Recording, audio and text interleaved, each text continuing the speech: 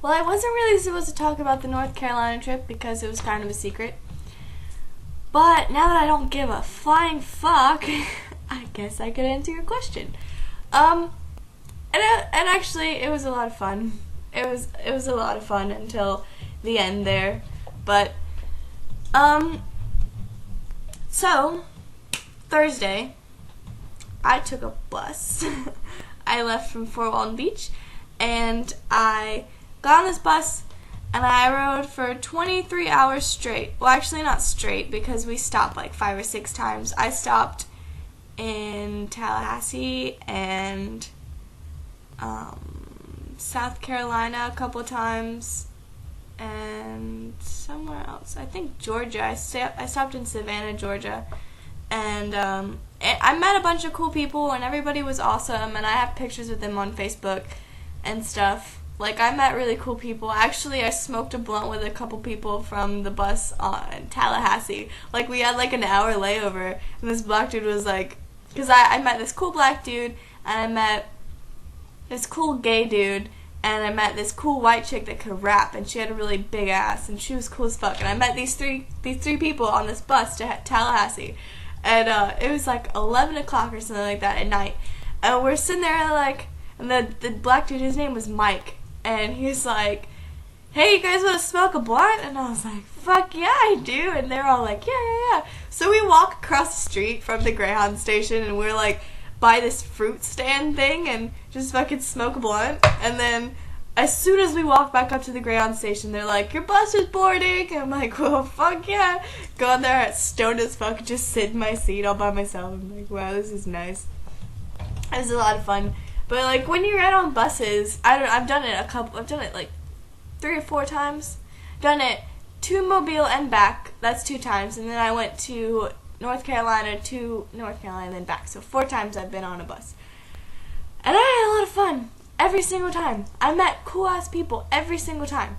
Like, especially if you're riding for a full day, like, you're going to meet cool people. And if you don't, it's just going to be... I mean, I'm a really social person, so if I'm sitting next to somebody, or I'm going to pick out the coolest motherfucker on the bus, and I'm going to go sit next to them and talk to them and stuff, you know? Because it makes it go by so much faster if you got, like...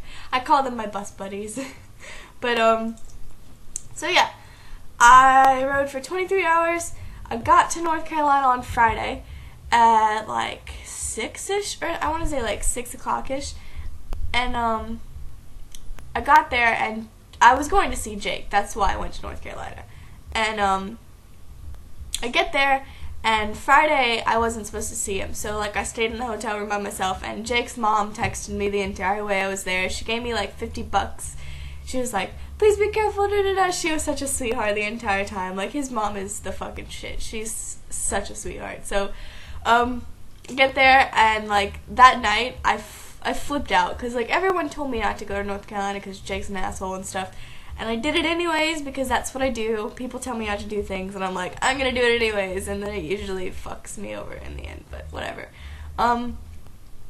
So I started thinking about it, and I'm in this hotel room in North Carolina by myself, and, like, granted, I've never been in North Carolina before, and I was kind of scared, and I was trying to be brave. I brought my pepper spray. This is my pepper spray. And I brought my taser, and I brought, like, 5 or 6 knives, and I had them all placed around the hotel room in different places just in case, you know? Like, I surveyed the room, like, this is where I'm going to go if some shit goes down, so I was okay, but I started freaking out, and I was like, this is such a bad idea, and I cried for like an hour. I just ran around my hotel room. It was a nice room, and I just fucking freaked out, and then I was like, I'll be okay. And then I went to sleep, and I woke up the next morning, and Jake came over, and he was like, "Meet my friends." So then I met like 5 or 6 of his buddies, and they were all really cool. Like, they were really cool guys. And then we went to the mall in North Carolina and got some food, and I bought a beer pong table, and pretty much just fucked around at the mall. And then Jake got his tattoo, and his buddies got some tattoos, and I was going to, but I can't because I didn't have my dad's signature, which is stupid. But so we played around in the arcade, which is kind of fun, and then we got back to the hotel room, and it was getting kind of late, So we got a shit ton of beer, got a bottle of vodka, and had a good old hotel party with a bunch of Marines. It was me and a bunch of Marines, and we had so much fucking fun. Like, I hate parties where I'm the only girl, because usually it's like all the attention's on me, and I don't like it, because I feel like it just looks stupid, and I don't like, because, I mean, when you go to a party and you're the only attractive girl there, like, there's other girls, but they're like, nobody really is paying attention to them, or they're lesbians or something, and it's just you. It's like you got like 6 dudes following you everywhere you go, and some people would think that's great. It's not. It's annoying as fuck, because you don't want to go home with any of them, so you're just like, get the fuck away from me. But it wasn't like that at this party. Like, everybody was chill, and they all knew that I was with Jake, so like, nothing happened at all. And we played beer pong on my new beer pong table, broke that shit in, that was fun. And then a prostitute came. I met a prostitute, which was really funny. Like, she was exactly like I really thought a prostitute would be. She's an escort, apparently, but it was hilarious. Because I was really fucking drunk, and there's a knock on the door, and me and Jake are, like, laying in the bed. It's so funny. It was so great. If you could just imagine for a second. You could just imagine. Me and Jake are laying in one of the hotel room beds, and we hear this, because they told me beforehand, they told me that they were going to get an escort, and I didn't really believe him. It was Anderson that did it. So there's like a knock on the door, and we're all fucking super drunk, because we had already been partying. We're all drunk as fuck at this point, and so there's a knock, and Jake's like hiding.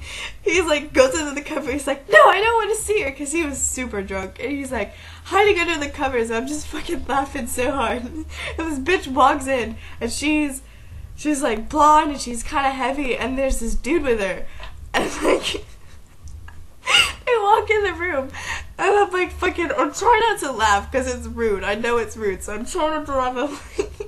I'm still laughing because it's so hard not to.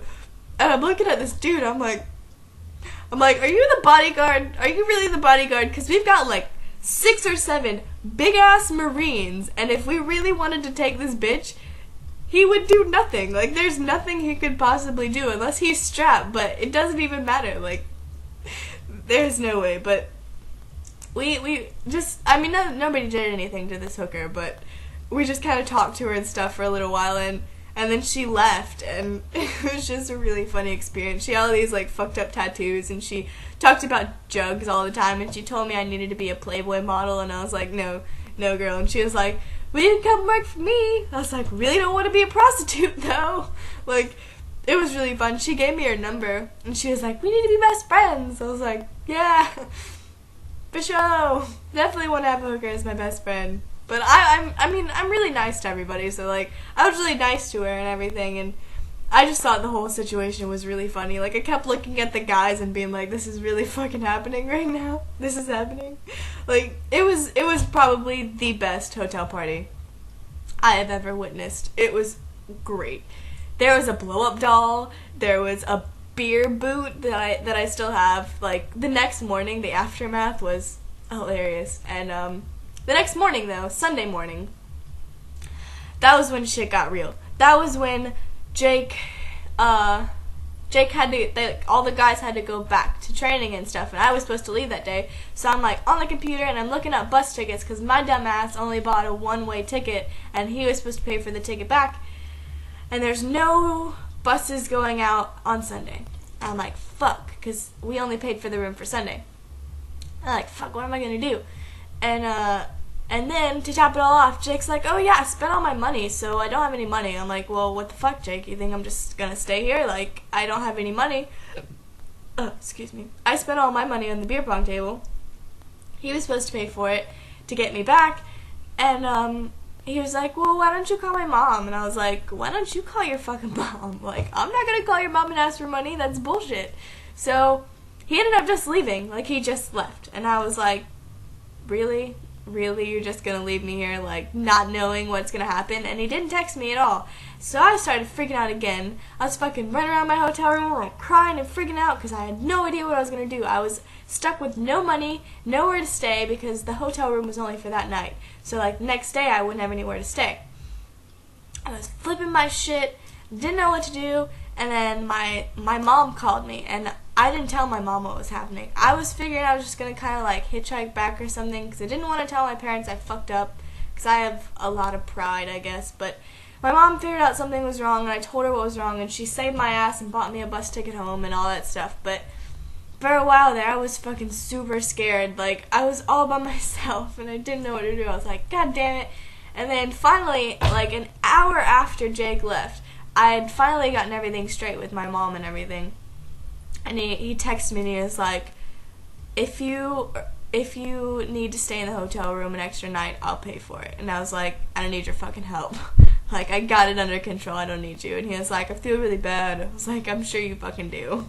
Like, that just pissed me off so bad. I didn't talk to him for a long time after that. And then, like, that was already against him, among a lot of other things. That was already, like, strike 17, you know? And then the going to get him from Georgia was the last final straw. And I'm happy to say I still haven't talked to him, so yay for me. Yeah, that was my North Carolina trip. And actually, I'm going to North Carolina this weekend. Not to go see Jake, though. So, no worries. And I won't see him because he's not there anymore. He's in Virginia or something like that.